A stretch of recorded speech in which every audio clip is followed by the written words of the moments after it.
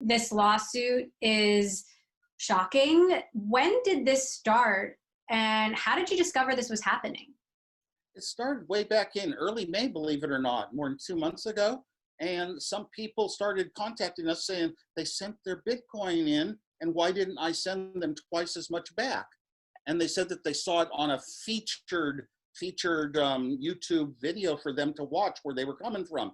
And then we went online and discovered there were a whole bunch of these. And from then on, we've probably, sent down, fraud notices and written out statements of what was going on, that this was a crime, to YouTube dozens, maybe even hundreds of times, late nights, sometimes at 3 a.m. It takes us time. We're just normal people. And we just have to sit there and go through their whole process and figure out they don't have a category that says report a crime so a human can look at it. And I don't think a human in YouTube ever saw what was going on here. I just don't believe it. We went to state police and they got involved and got some information, but we just couldn't get to a human at YouTube. Now, your suit alleges that YouTube has been completely unresponsive, and you also praised Twitter for reacting the same day of that big hack that is and was related to this. What didn't YouTube do that you think they should have done? Well, for one thing, they should have, you go to report something is wrong with a video of theirs, you can report it as fraud, or there were about 7 categories, but fraud was one, and copyright violation, which also applies here. And we could report it, and then we could type in a statement, what's wrong? And the statement would have gotten any human's attention that ever saw it, but algorithms, artificial intelligence can't really tell what you mean, that if somebody sends you $1, you'll send 2 back, that's a scam. Any news outlet, any person, any human in the world would say that's a crime. Ed McMahon would say that's a crime.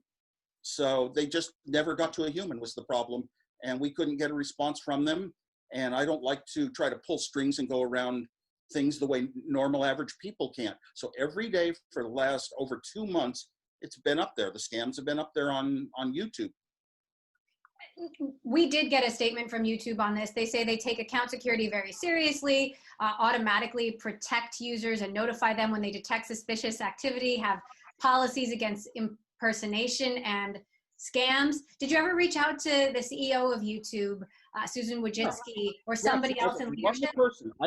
I don't go around and use my privilege because of my name. We did it as a normal person online. There are ways to fill out forms and data. And maybe it never got to a human. Maybe a computer that doesn't understand what a scam is saw it and just didn't do any response at all. So whatever they say, they take very seriously. They didn't take this seriously enough to have a little category saying there is a crime going on, and please, let a human see this. They don't have a category. So what do you want YouTube to do right now about this? YouTube, no, it's really almost everybody like YouTube. This is a very broad category of where you can't reach humans when you need them for support all over the tech industry. And it should be expressed that when it's a matter of a real crime going on, obvious crime, this, like I said, any human would look at this thing and say it's a scam, that there has to be ways to not have YouTube be a party to it, and other companies. Google, Facebook, whatever, not be a party to it, or let you reach a human who can make a decision of ways to stop it. YouTube could stop it. They could stop it with software techniques and with human techniques, but we couldn't. If you can't get to anybody, how can you ever do anything? Listen to them say after the fact, oh, we take this very seriously. They didn't take it seriously at all, because we reported it, like I said, maybe 100 or more times. Every day we did every night, I should say, we reported tons and tons that were still up. To this day, there's some up.